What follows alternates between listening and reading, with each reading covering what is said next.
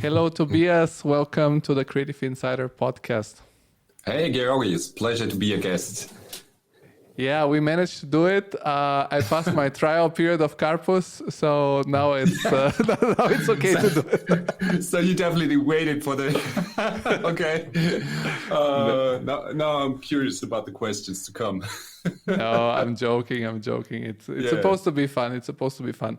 No, actually, I said it also in the different posts for the podcast that it's very nice that you accepted, because I can imagine that as head of the company, you have a lot of things to finalize by the end of the year, a lot of meetings, a lot of projects.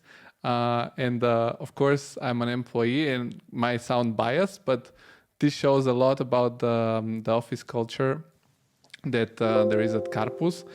And I wanted to talk to you because you're a little bit like the head of the whole organization, but the organization is quite like organic. And in these 8 months now, I managed to get to know the different characters, the different people. And it's a very unique, in my opinion, because I've worked in many companies in the architecture and engineering and construction industry.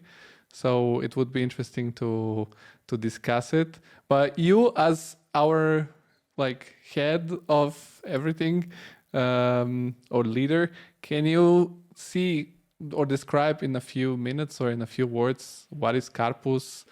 A little bit of background. How would you describe it? Head of everything sounds great. I like that. I'm gonna put it on my card right now. So now we are a company focusing on buildings that increase knowledge. So everything that is related to innovation, to new ideas coming to the world, should be created in a building that was built by us. So that's our mission or vision. And we started this company like 40 years ago. The founding generation. And me and a couple of other guys took over the company 2016. We thought that it had a lot of potential, good people in there, great team, good clients and projects. So it was something that we could develop something else from. And that's actually how the whole story started, like back in 2016. But this focus or this niche that we're working on, that it's the life science and high-tech industry, as you said, we are focused on research centers, laboratories, also factories and production of high-tech pharmaceutical products or also other type of products. How did it come up in the story of the company? Why did the founding partners, among which Günther Carpus, decided to go in this direction? Yeah. So actually the company had like different steps of evolution. First step of the evolution was, it was always like a special company. So the basic founding idea was two friends creating a company together. And this was like Günther Carpus on the one hand and Peter Winkler on the other hand. Peter Winkler is somehow like a process engineering equipment guy. And Günther Carpus was the one concentrating on buildings and everything around the building.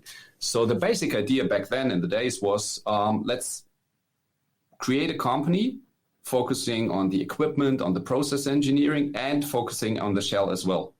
So this was like the USP. Actually, in those days, people didn't talk about the USP, but this was the first USP that a mechanical engineer and a building engineer joined forces and created the company. And still, this is like the spirit that can be found today as well. It's not that we are doing the mechanical engineering part and building the shell and core thing as well, but to combine unusual things. I think this is like the founding spirit that the company still has. And that was the founding USP back in the days. And has it changed since then, a little bit, somehow tweaked? Because also you are now, you mentioned this, you're from the next gen, so to say. Yeah. So everybody has to evolve somehow through time. Otherwise, in some ways, maybe adapt somehow. So what has changed a little bit, if something? I think what was missing back in the days was the people. So we're not building like the highest tower of the world, the largest, I don't think, museum or something like this. So this is more like the typical hybrids that architects finishing their studies come with. We are focusing on buildings where people live in, or especially where they work in. So back in the days, it was mechanical engineering meeting like the building. And what we put into the game was think about the people working in there as well. So the whole business revolution thing that started was about engaging people in co-creating the buildings. It was about change management, about the, creation of workplaces in offices, in labs and everything. So this was like the additional, thing that we put into the ring. Yeah, true. Like this is what I discovered also by working now for 8 months, that the strategy of the company, it's in the latest years, I don't know how long now, somehow derived from the collective mind of our employees. So everybody once a year it's invited to pitch a project. This year I was honored to be one of the people that participated in this strategy summer summit. And I've heard that you were the founder of the BusinessRevolution, because we have this sub-brand, so to say. And I'm curious if you can tell a little bit, how did you come up with this idea, and how was your path towards this, starting this new brand? Because I think it's the special, one of the specialty of Carpus is that you can be an entrepreneur within the company. So the company really gives you the opportunity to start something within the company and to build it and to lead it, and so on. So what was the moment you started the company? How did it develop to this point where you could start this new brand? Actually, I joined the company in 2006, which was the year of the Soccer World Championship in Germany. So everyone was like celebrating on the streets while I was working on my diploma. And then finishing it, I first had the idea that I wanted to become like or join the large companies like Foster, Chipperfield, or you name it. Then I actually had a signed contract with them, but occasionally came over to meet Günther Carpus back in the days. And with that, it was like the ignition spark that there is an entrepreneurial spirit that could bring added value more than just being a good architect working on a new museum or you name it. So I stepped into this company in 2006 after my diploma, started as a typical young architect. And what was unusual is that Günther Carpus back in the days always like asked me for advice as well. So the same thing that you were describing, like the freshmen are invited to participate in strategy and everything, was something that could be found back in the days as well. And it was actually something that I found unusual. And I always was looking for like entrepreneurial impulse, a chance to develop my own company. So that's why I decided to join Carpus back in the days and to actually, throw away the other contract that I had. And then things actually evolved. I got my first projects, worked together with some of our seniors today. So actually, I don't know if you know Thomas, who's responsible for our architecture, lead architect in our company. He actually had the first interview together with me. So he was leading my job interview. Actually, he was too late. And he missed the timing. And so he was like 30 minutes too late to my job interview. And then, but still there was like the special idea behind it.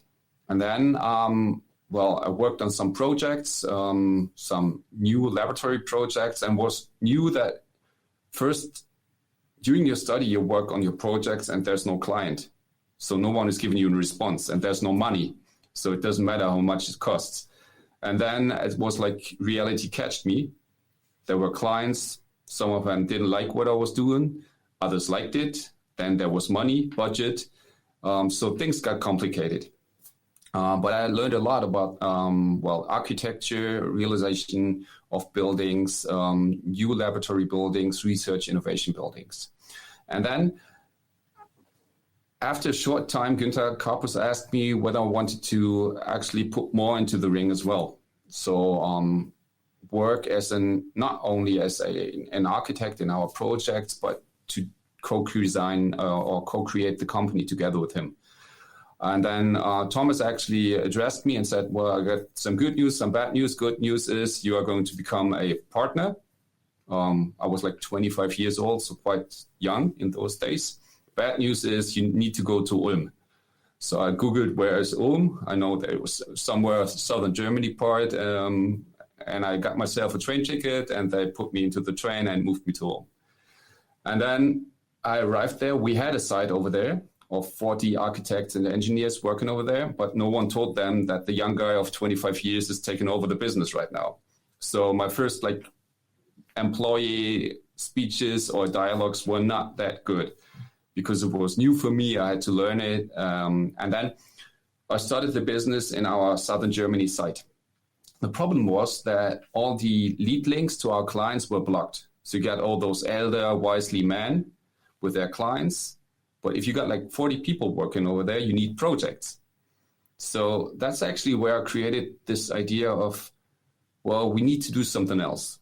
We cannot do like the others do and just address clients with typical projects. And that's actually the birth date of the Business Revolution idea. And what was the different approach in the Business Revolution? Because I don't know. It's like when I know that it exists. I know kind of what it does, but it has a little bit of a mythological aspects. That's exactly the idea. No, it started as some sort of specialized workshops with the clients, so to get them more involved, right? So you can explain it better. I mean, you started it. Yeah, but actually, it was like a mixture in between. So if you want to be successful, you have to play to your strength. So I just took some time, sit down and, thought about my strength. And I think they're somewhere in between architecture and communication to people. So what we created can be found in between the typical business consulting companies like McKinsey and you name it, and the architecture companies. Because typically, like in the real world, a business consultant company like McKinsey enters a company like BMW or something, and then they consult and they do their organizational and reorganizational thing. And out of it, there comes an idea for a project or something. But what I wanted to do is to turn the low value phase of an architect, which is pitching, working on different pitch ideas, unpaid pitch ideas. I wanted to turn this low value phase into our highest value phase. So what we did is we combined the business consulting stuff to the architecture things. And the naming wasn't there in the first hour. It was like, I think the whole thing was named Impulses some days ago as well. And then it turned into Business Revolution because somehow it's in between the evolution and revolution. We had a large discussion about the tiny R in it. So is it a revolution, an evolution? But actually, by the end of the day, it was a revolution, totally revoluting our business as well. Because until then, we were paying a lot of money for unpaid pitches. And suddenly this turned upside down. We earned the most money in the first phases of the project with the consulting, the change management, the workshops, and everything leading to buildings. And that's actually the basic idea of a business revolution. It's a wild team of passionate people, curious people traveling the world in order to reorganize companies and design workplaces for them. So basically it's understanding an organization and help them understand and then realize the best space for their business activity. So we work also with some big clients from the German industry and research. So they need indeed sometimes to change it. That's not so simple. But that's a brilliant idea. And this is something that I've been trying to communicate on this podcast a lot, that architects has to find these smart solutions to turn their business more profitable? Their business and their own salary as well. So you have to find, coming back to our starting point, the USP back in the days was combine mechanical engineering and building. That was the USP in the 80s. And the question is, what is the USP in our days? And it's definitely that digitalization, sustainability, there are a lot of challenges to us and to architecture. But by the end of the day, it comes back to the people you're working with. So the empathy in your job to understand the client's needs, or even to motivate them to change something, is one of the biggest USPs, I think, in our times. And why is so important this USP? Because this is also something that for me was interesting, that the first week I arrived in the office, it was by accident, it was the first week, I think, but in the first weeks that you arrive in the office, you have a meeting with the partner in charge of your location. In my case, is Frankfurt. Alex Kochs, who I said you are the head of everything, but you're kind of the head of everything. There are other heads too, that there are multiple heads. And he took us all new employees and did a first introduction to the company values, the company mission. And this mission, it's very important. It's present all over the place on our desktops, in some rooms. And why did Carpus never decided? I can imagine that when you get so big that sometimes maybe there is something on the table like, hey, do you want to do this other project that maybe it's not really like exactly what you do, but it can bring some money. So I'm curious, how is this approach, how to stay with your mission, how to stay with your USP? Well, I think you have to, it's like in theory, you have to draw a distinction. So there are a lot of other good architects on the market, on the global market as well. I think the Asia Pacific region is quite underrated, but there are a lot of good people studying in China, in India, and everywhere around the world. So if you really want to draw a distinction, you have to concentrate on who you are, what you're doing, because this is a thing that you mentioned starting the interview. You like the entrepreneurial spirit about the company. So there's like free space for everyone to develop. There are a lot of people who do not like this, but it's like, this is our distinction. So we want to attract people who like this attitude. We hire for attitude and not so much for skills. So entrepreneurial spirit, attitude in creating something together is of more importance than BIM skills or other things. And by doing that, we attract the right people and we attract the right projects. And we are not aiming to maximize our salaries or the things that we actually earn, but we are focusing on creating value in a certain project region. And that's just we are building buildings to create knowledge, because we think that innovation is key to finding these solutions to our future problems. And this is attracting people like you, because you like the entrepreneurial thing, the aspects about it.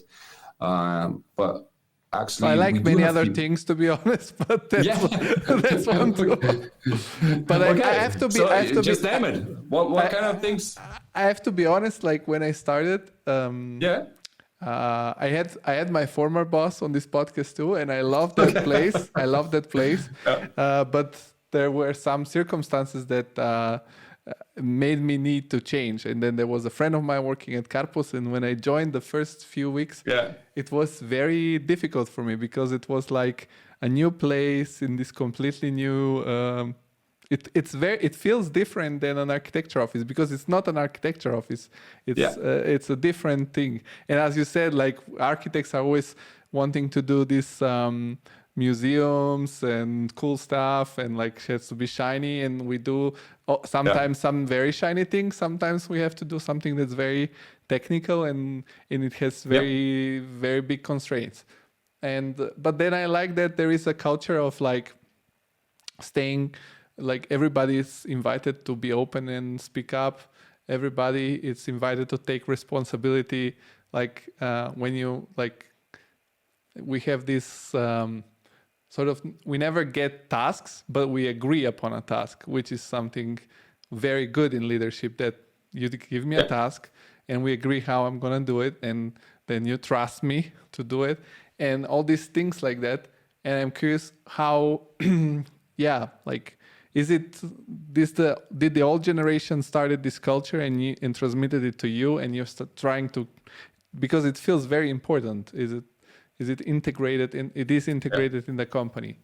How you never betrayed this for profit, because you could say, I don't know, let's start whatever, maximizing profit by lowering salaries, whatever.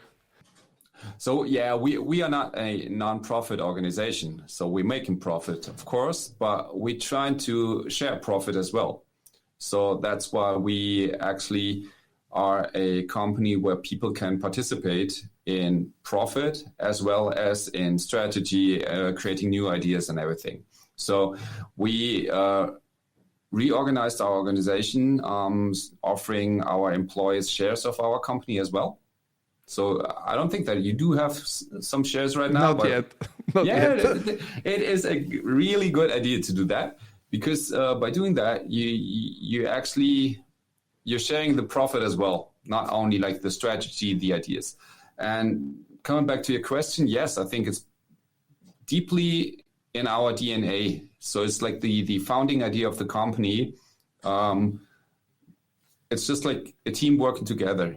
And you have to accept everyone's ideas, everyone's, maybe no-goes as well. It's a difficult way. The easier way would be like to have a hierarchy, and I tell you, well, do that, and you're doing that, and afterwards it's not working, and you can tell, well, you told me do that, so I'm not guilty. So we didn't choose the easy path, but I think the future-orientated ones, because our company is focusing on growth, even in times of crisis. We are growing, we are hiring, we are attracting people, interesting people, crazy people. So we are more focusing on people that are strange and have their attitude and their craziness, and bring everything into our company. So that's actually what we are doing. And I think it's part of our DNA, and we cannot switch it. And if someone comes with a boring project that is not matching our mission, like I don't know, like a weapon factory creating like chemical weapons or something, we wouldn't be in there, even if it would offer us high profit or something. You have to stick to your values and your core in order to draw a distinction. Yeah, and I think that it makes what you said.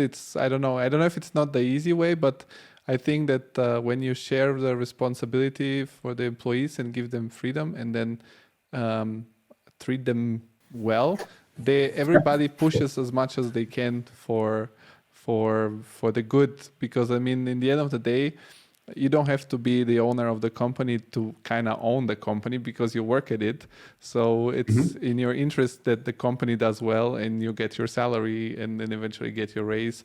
So I think that this decentralized command, it's really good from my standpoint of view, because I'm still very new, and I have some observation about things that, it's different, and it's kind of interesting and fascinating. It's like discovering something new every time.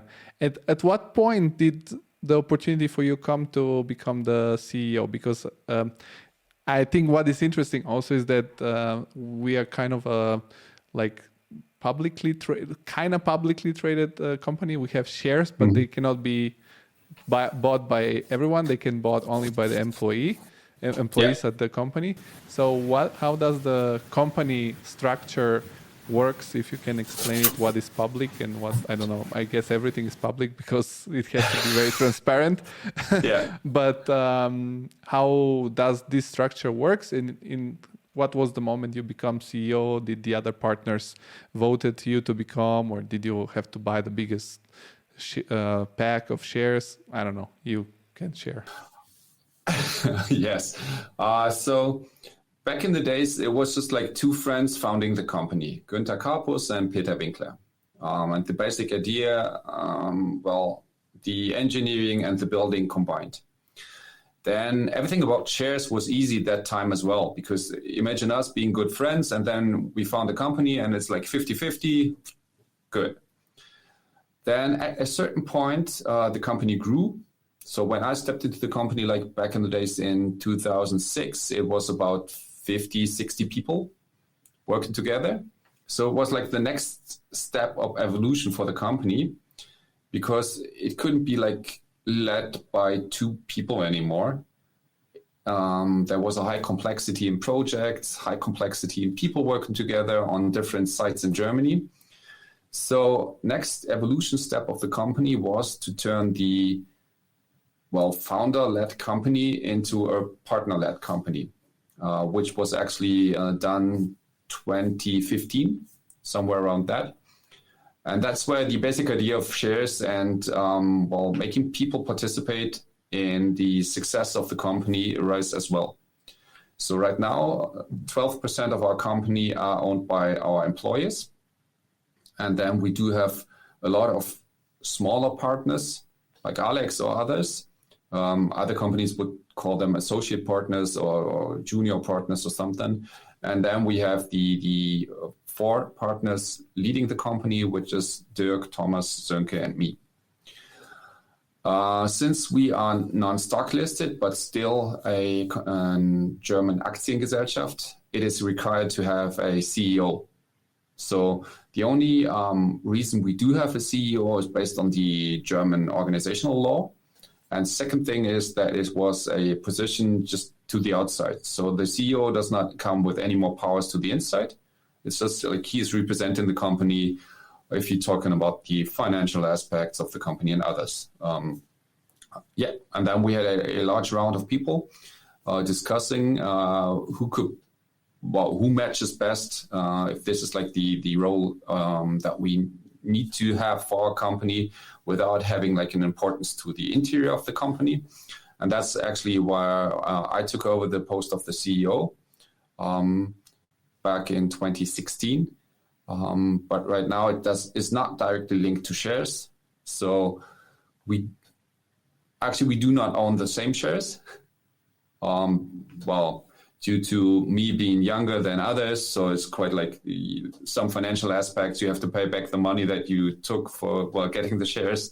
So the youngest can get more shares than the older ones because of their loan and everything.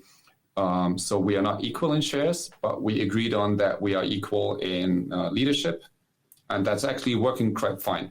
We are more like a team of Avengers, so we're not the same. I mean, you met us. You cannot actually, one is different to the others, but everyone comes with special powers. So you got the Green Hulk thing, Avenger partner as well.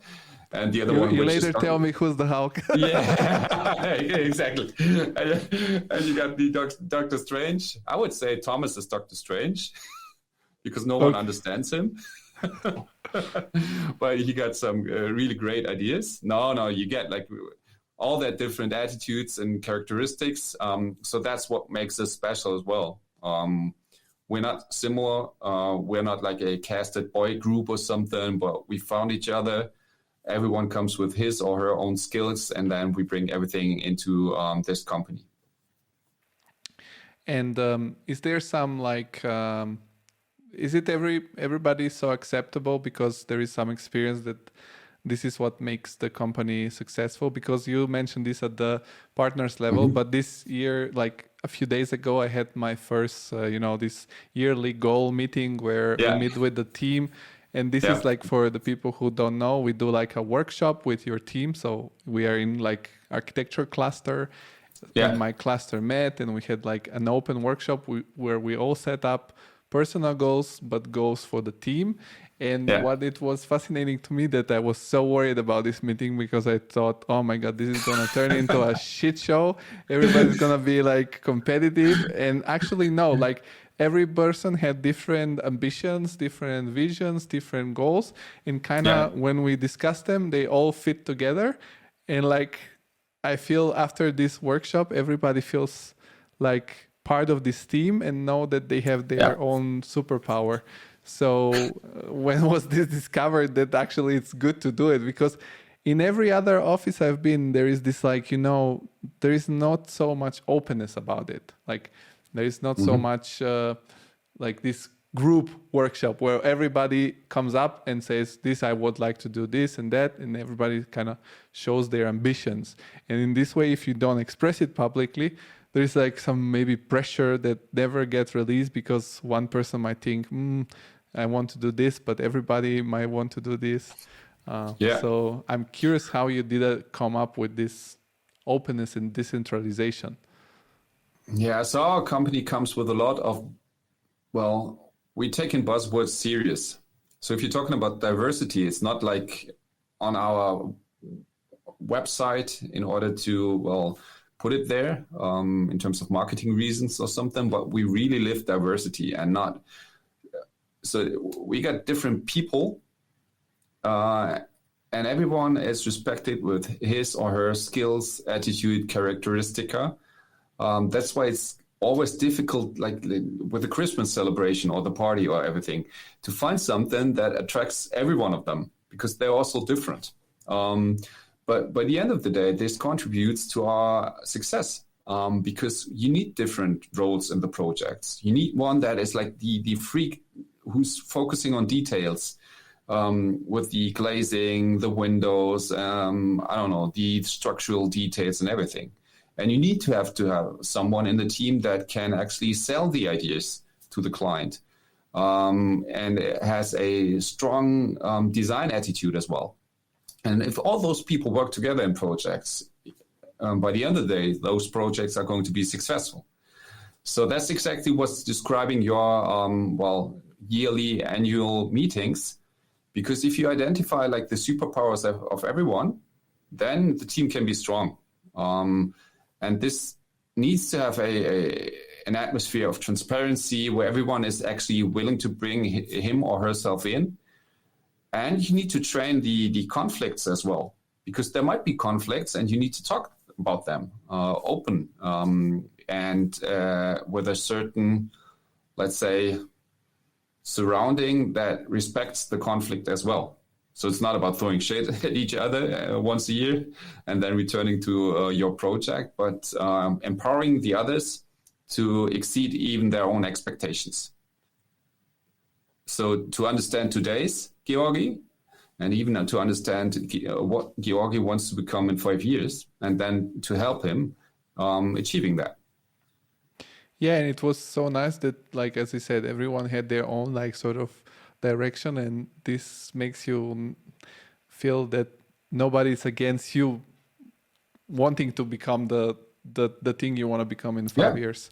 And one thing that it's very different, in my opinion, from what I have experienced at other companies as an architect, of course, is that we have so many sort of specific way of doing workshops that not everyone has. And I guess, again, legends and rumors says that this comes from the BusinessRevolution skill set. Is there something that did you need to learn too? Because I guess that once you start to do, as you said, change management and all these things that are not directly a skill of an architect, did you do extra studying after the company decided to start this brand? Did you learn also when we did the Summer Summit, there is a specific way of representing the things maybe so that it sticks in the memory of each of the participants. So, Yeah, actually, we are more like business punks. So we are collecting ideas and then putting them together that the puzzle looks different afterwards. So we're not sticking to like, this is the way you do things.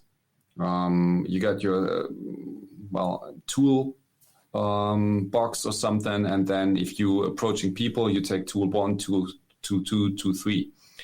So everything that can be found today, like the mood board tools or the graphic recording things, is something that we collected traveling the world. One of our first workshops was in the US for Mercedes-Benz Daimler, And we had some difficulties in understanding their organization because we needed to actually develop their future workplace over there. So what we did is we moved over to Toys R Us, and we bought some like pillows like those, and then which was actually toys for kids. We throw them into the room, and then we try to arrange like the organization with those toys. So by connecting them and then drawing connection lines in between them, who's like the king and who's addressing someone else. So everything that can be found today in our toolbox was a crazy idea in the starting. Same goes for the mood boards. So it was just like, we need to find a language in order to make people express what they really need. And so we went for abstract pictures for that. So actually a lot of those things that can be found today, like our typical methods, were just collected like souvenirs traveling the world. And then we had a crazy idea of someone drawing something and we liked it. And then we said, well, we want to learn this as well. So we did the course for that, and we learned it, and we tried to find out who's actually selling something like this. And we put all of this together. And that's why we're not actually angry when someone is copying us, because this is like the most honest worshipping thing that you can get. Because in this moment, in this exact moment that he or she is copying us, we are 3 steps forward. We never stand still. And the other thing is that I can imagine is that, as you mentioned before, you started as an architect with this entrepreneurial spirit, but you didn't know much about business, I guess, back in the day, in the first period, and now you have to lead this big organization. I mean, as you said, you're not alone, but still, like, you have to know what is happening. Did you have an extra training in the field of business, of business administration? Well, yes and no. I studied architecture in Aachen, and I had the great honor that I got a scholarship for my diploma. So first studies was like typical architecture studies, and my diploma work was a site development for an old colliery site.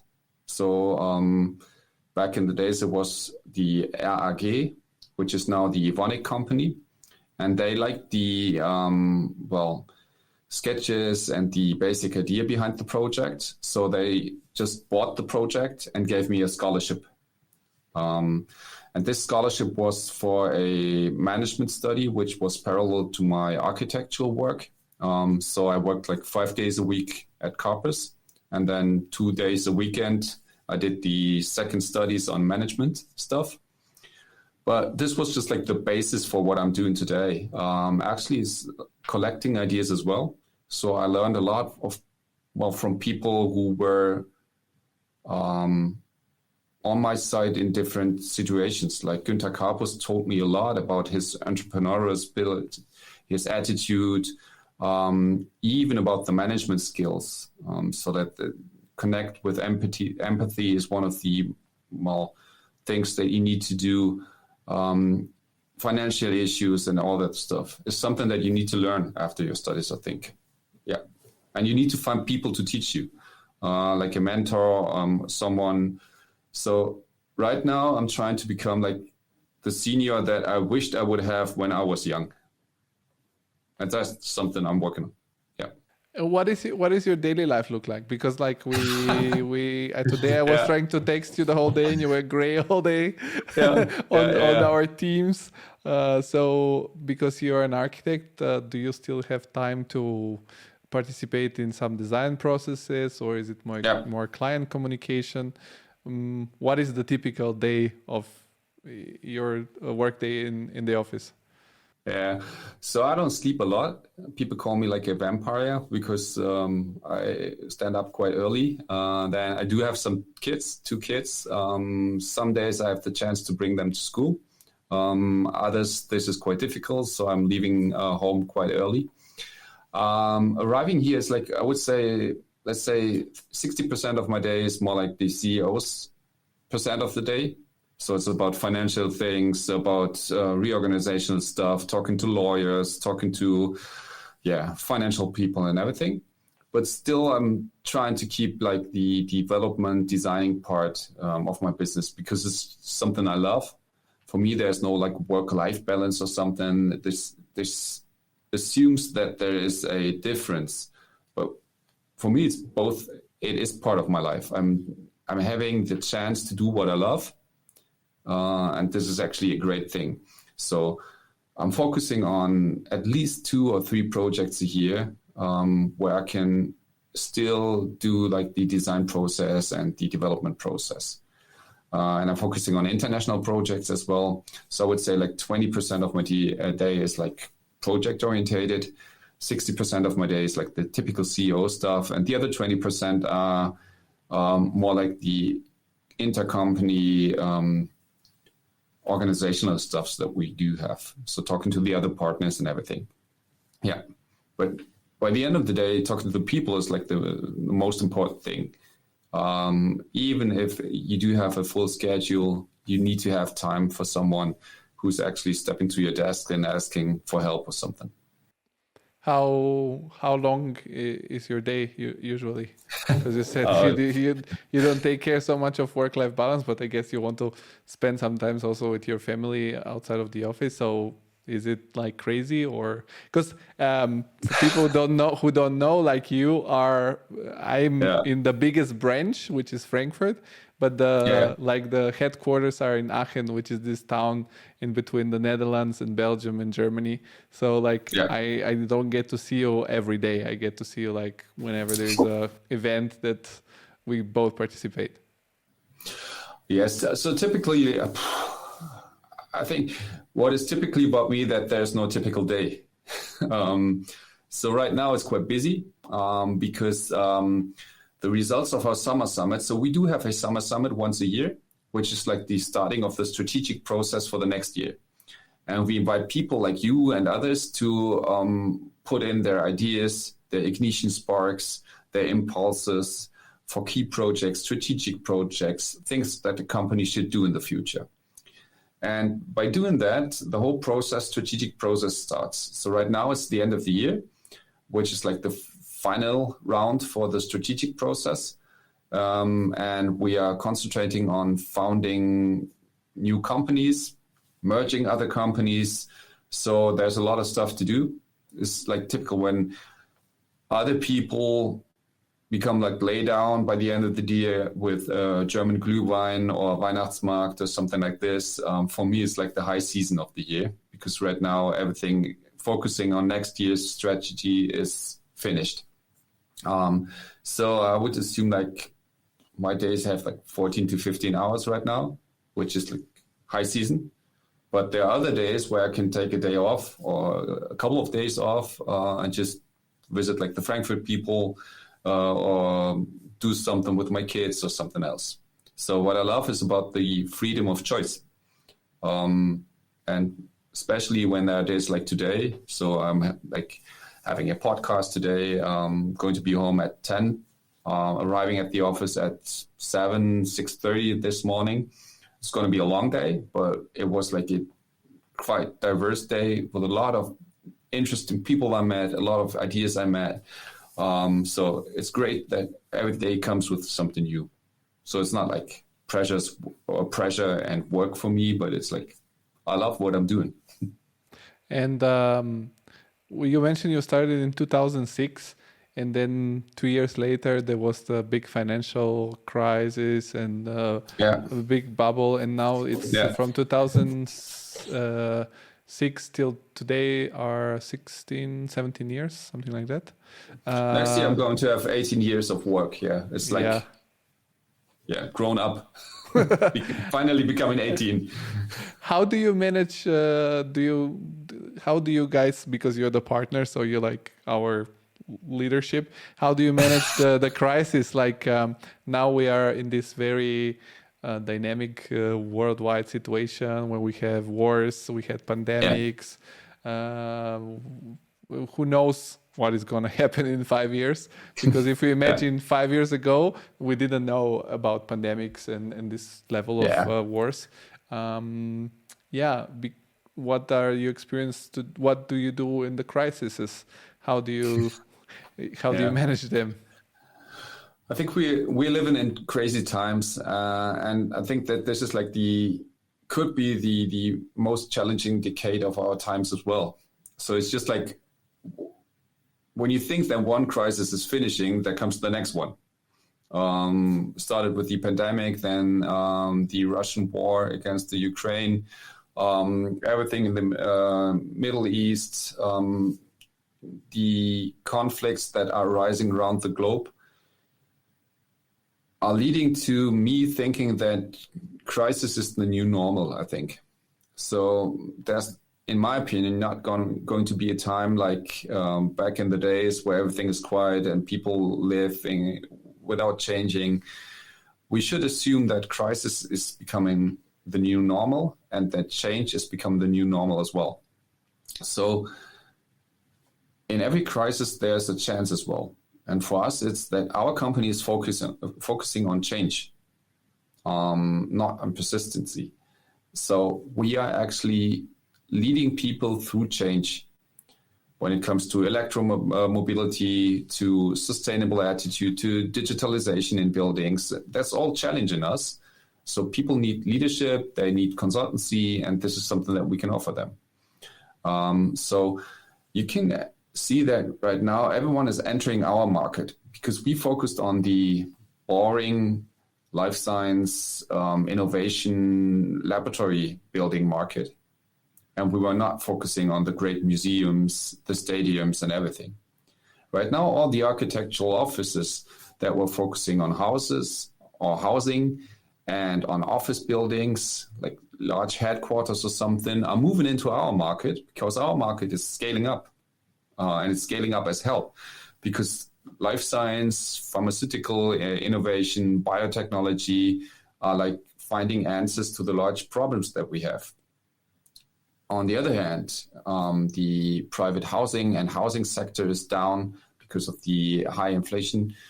Then the office sector is down as well because of the learnings from the pandemic. So we learned that home office is working. So why do we need like large skyscraper headquarters and everything? And people are entering our laboratory market right now without having the knowledge that we have, like 40 years of experience in that market. The difficult thing is that we work in silence and we can only make like the success be our voice. So it's not like the architecture now or the Wettbewerber aktuell cover is mostly filled by us. But we do have projects that are changing the world. Like today is a good example. A client of ours is bringing a vaccination program to a global access.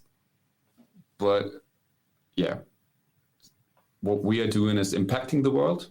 The buildings that we are building might not be the ones that can be found on the AIT or something. But they are changing the world we're living in, and they are finding great answers to all the challenges arriving from the crisis. Well, we're going to change that. I can tell you this because of my goal meeting. I set up this goal that we're gonna change that a little bit because I think we're too shy. yeah, definitely. Yeah. There's something that we need to learn. Yeah. And we're like in this niche, as you said, and now, like I wouldn't make it sound so negative because sometimes, like even the laboratories we do or the buildings we do for certain companies, they look much nicer than the average production building or the average research building. So you mentioned also international projects. What are some of the international projects we have been doing also? Because I can imagine that Carpus is famous among the people who need Carpus, like in this, because it's, as you said, it's like very niche down. I know about Australia something. I know Rwanda. Are there other international things that are happening around the world?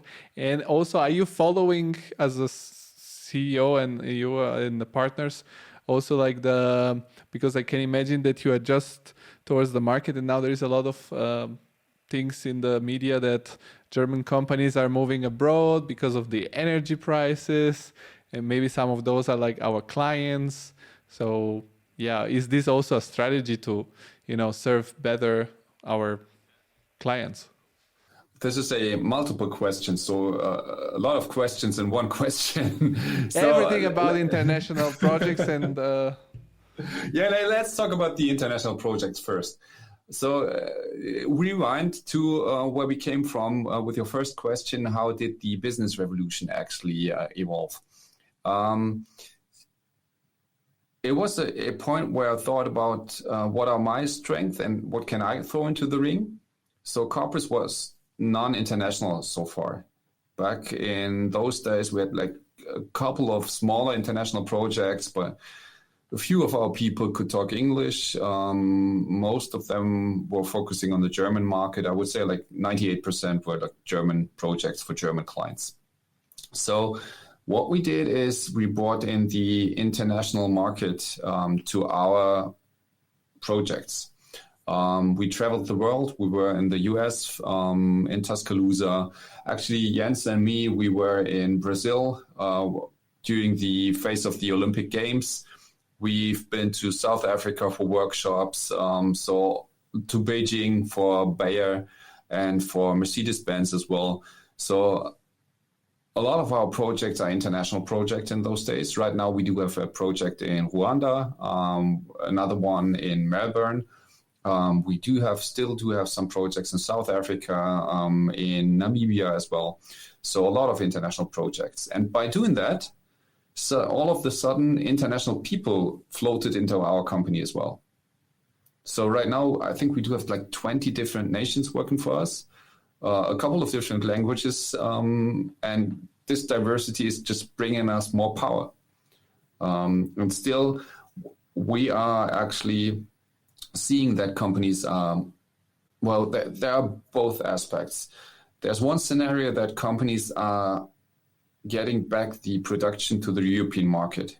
So during the pandemic, we learned that we are actually linked to Asia, to China, in terms of chip production, in terms of pharmaceutical productions and products. So right now, there's a tendency that we are taking production back to Europe, which is good for us. We are working on a new EV mobility factory. We are working on a chip factory.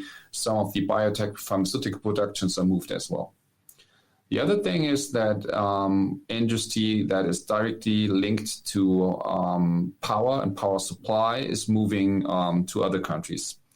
That is a tendency that can be found on the market as well. But still, those clients setting up new facilities abroad are working together with us.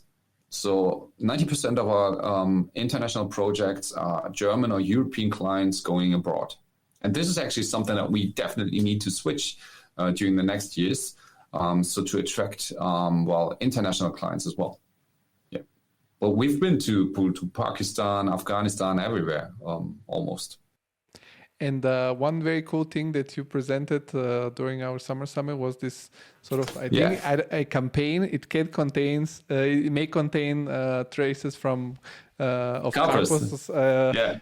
Who did come up with this? Because it's also titled, this podcast may contain traces of Carpus, and it was really cool because actually this was the way that I got excited in my initial days, because I told you, like, I was very new, everything was new. I was thinking, man, now I have to do, like, I don't know, laboratories, it's much different.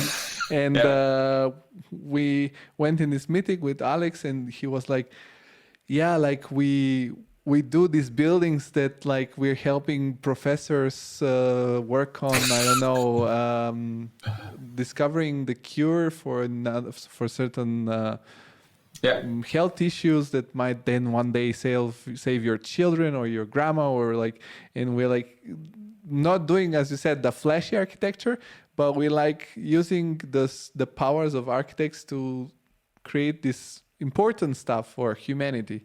So it was like really, I think it's a really cool campaign that we had, and we have to push it even further more, because I think this is the power of what we do. Yeah, this is just like a sneak preview of a campaign that is coming up in next year. So we found out that we are quite shy in what we are doing. Always like not speaking too much of our projects and showing off or something, which is a good attitude in my opinion. I don't like people showing off too much, but you can be proud of the projects that you are actually working on as well. So imagine you going home to your family and they ask you, what are you doing in your new company? Then it's something that you can actually tell them. So if there's a satellite in the solar system up in the air or in the atmosphere, it may contain traces of Carpus because we built the building that is connected to this satellite. And if there's a vaccination program for the African market, actually started today, it may contain traces of Carpus as well, because those buildings have been done by us, fighting malaria, fighting cancer and others. And if there are a lot of cars in Germany or in Europe driving around based on the EV, well, those batteries may contain traces of Carpus as well, because we created the innovation buildings for them. So I think it's quite an interesting, campaign that we are starting with that, because it makes people understand that what we're doing is changing the world in terms of digitalization, of social aspects, in terms of sustainability. Your brownfield, one man's trash is another man's treasure idea. So how can we reuse buildings is a great idea, showing this as well. So if you would have like a large database for materials used in the buildings, and you can reuse them for others as well, or modular buildings like the modular manufacturing aspects that we are working on. So this is something that we need to tell the world what we're doing. And it would be great if you would be part of this next year as well. Well, I'm starting it, obviously. I didn't know it was this is why I didn't share too much about this summer summit, because I was like, I don't know what is okay to say and what is not okay to say. So I didn't say much about it. It's the same point that we had. So if someone is copying it, we are 3 steps forward. So you can share everything. The only things that we cannot share are like projects that we do have an NDA, so non-disclosure agreement with our clients, because of a lot of this stuff they are working in those buildings is highly confidential when it comes to like vaccination for cancer or other things. This is highly confidential, and those are like the things that we cannot show to the world.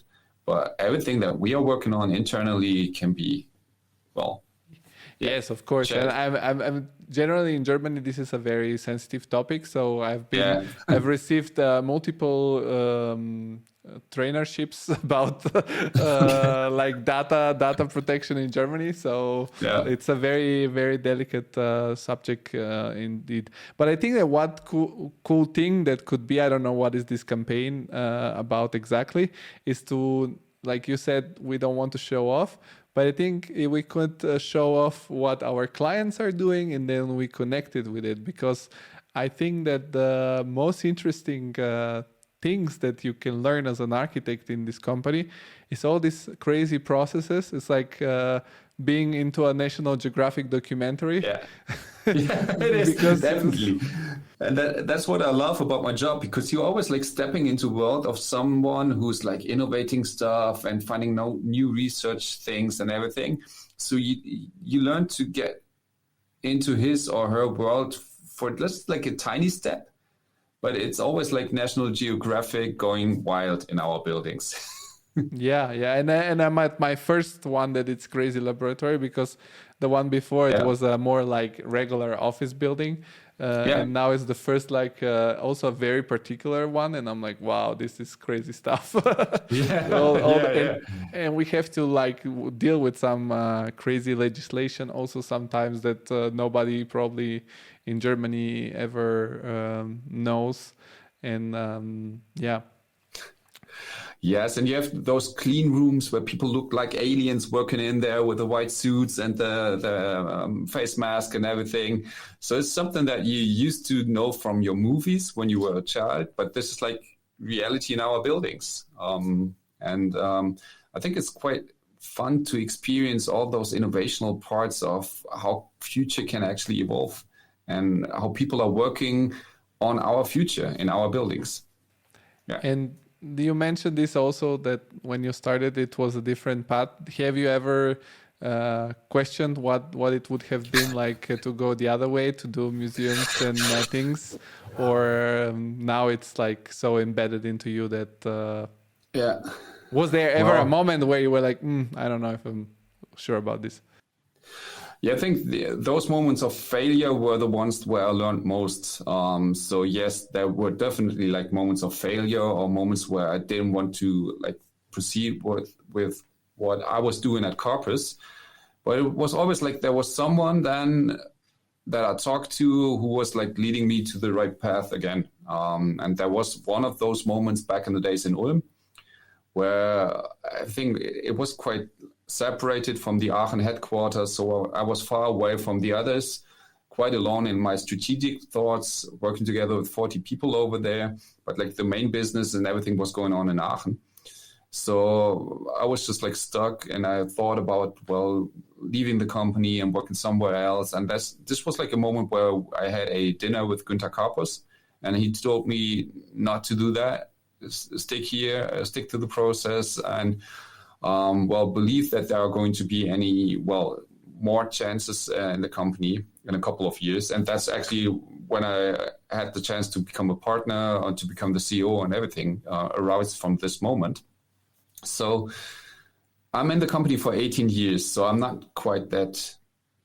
Typically, you tell people, well, work in a company for 5 years, gain your experience, then move to another company in order to push your money again for 5 years, and maybe after the third time or fourth time you find like the company you will stay in.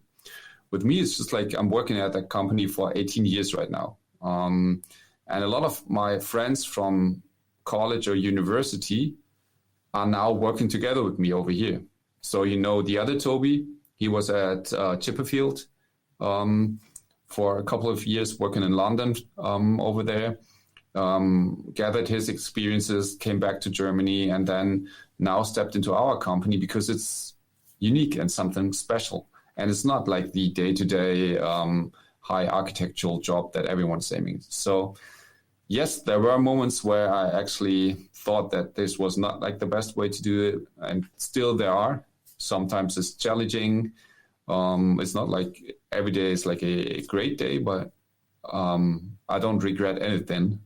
And I think for me, it was the best decision to do this because I can actually develop the company by myself. And I can work together with people that I like.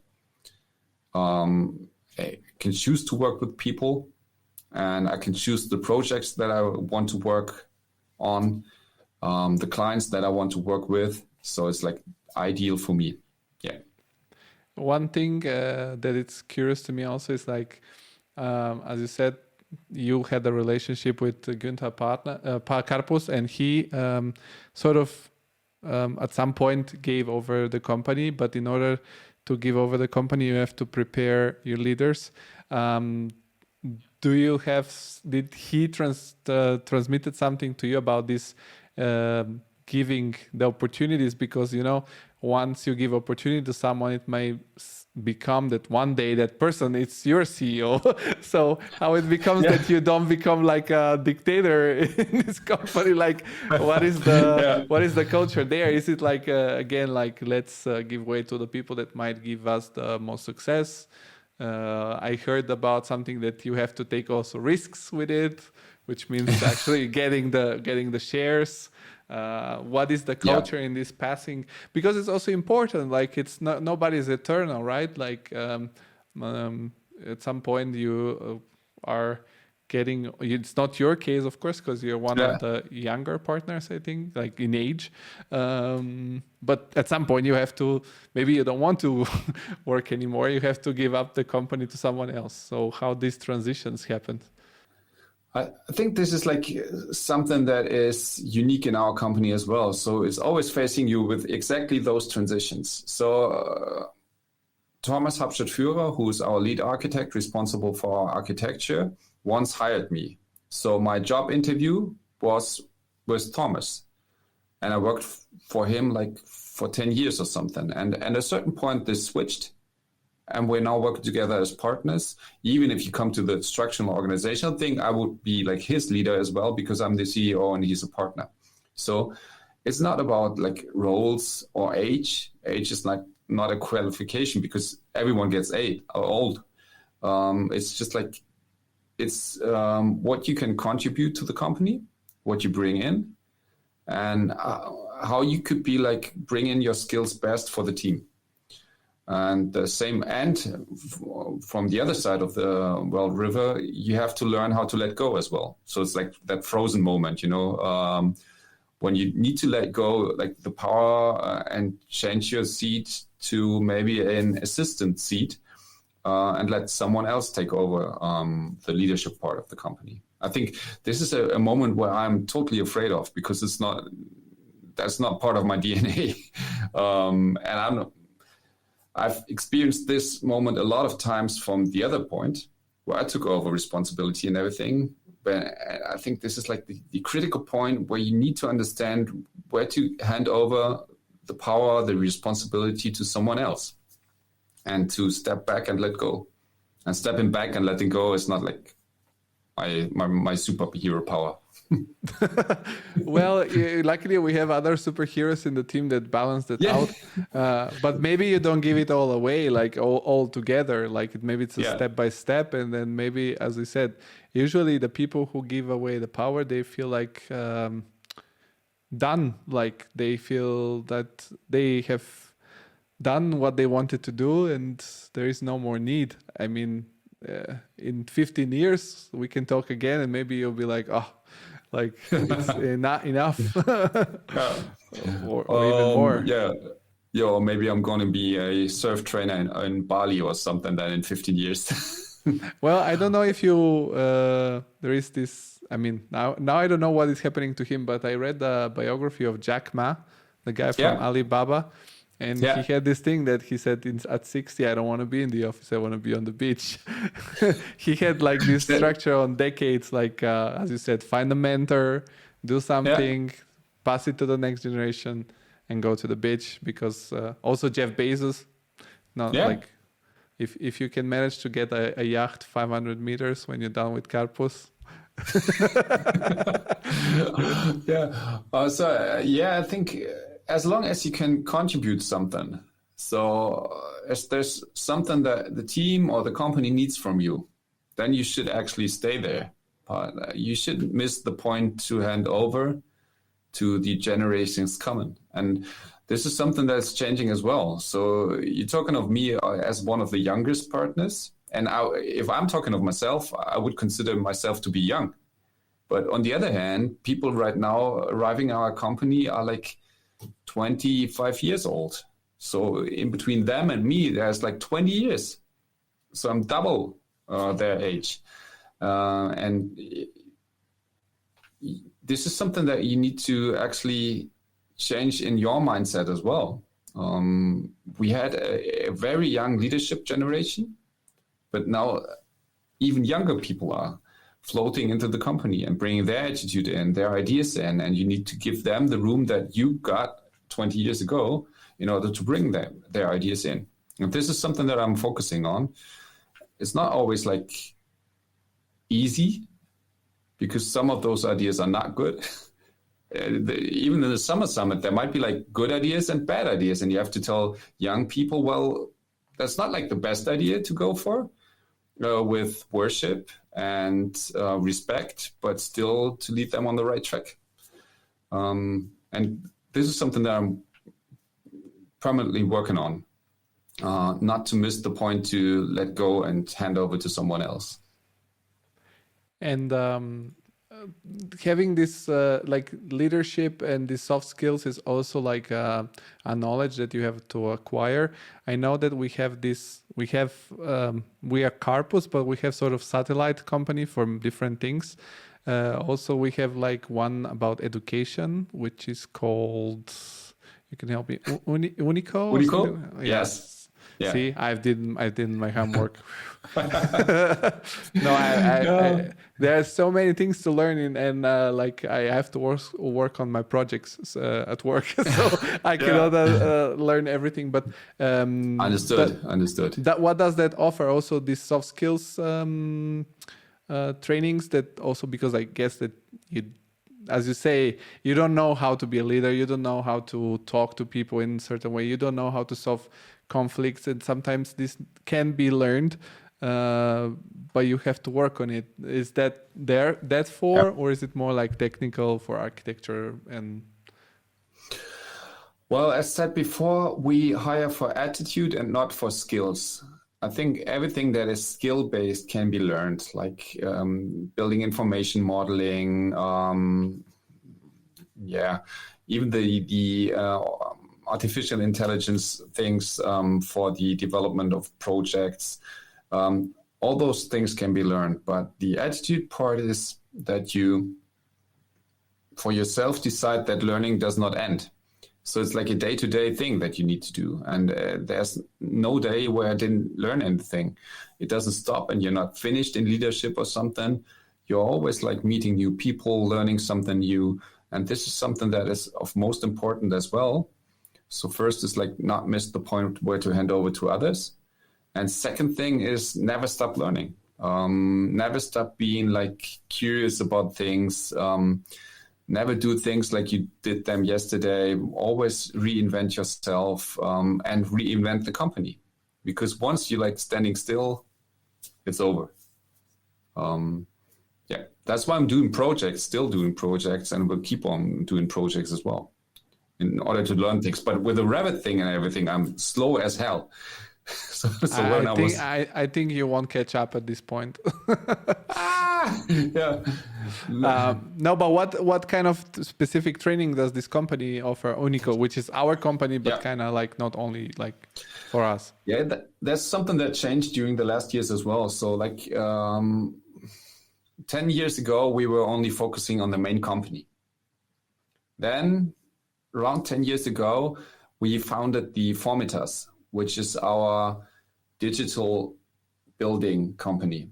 So the Formitas is focusing on virtual reality, building information modeling, everything that is linked or the link in between the digital world and the building world. Since we wanted to work for other clients as well that might be competitors of us, we actually founded the Formitas, which is a single company. Then another company, which is the Bau team, offered like design and build aspects, because we do have a lot of customers or clients that do not come with larger, company structures or something, but are like small or middle-sized, and they want to have like a one-stop shop. So we can actually build the building for them, hand over the key, and they go for it. Then this was like founded like 5 years ago.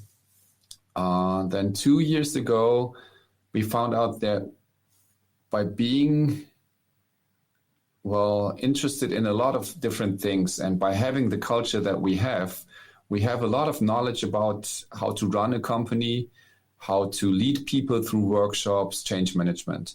And we thought that it would be a good idea to make these trainings open.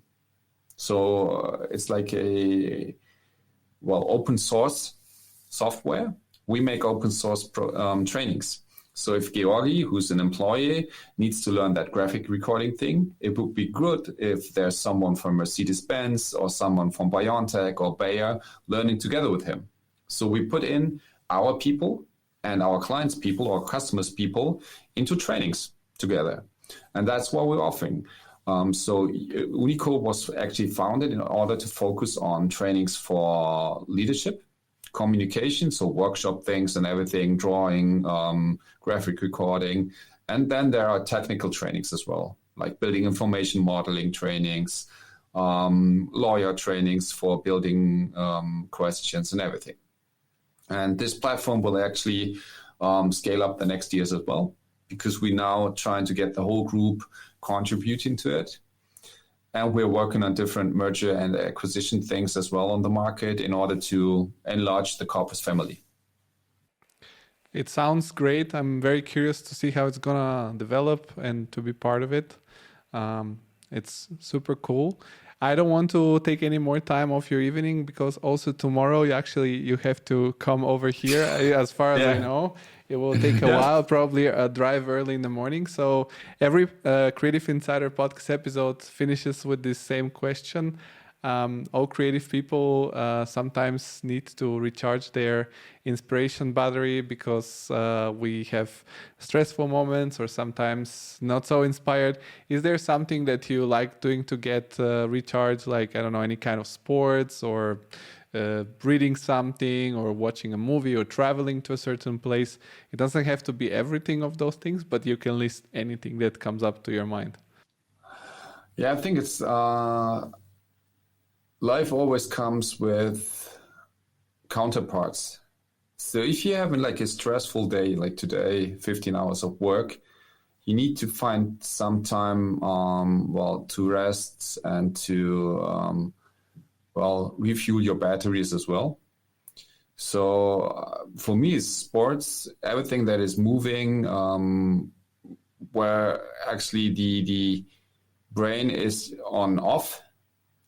And you reach that certain moment where you don't think anymore, which is that flow of mind.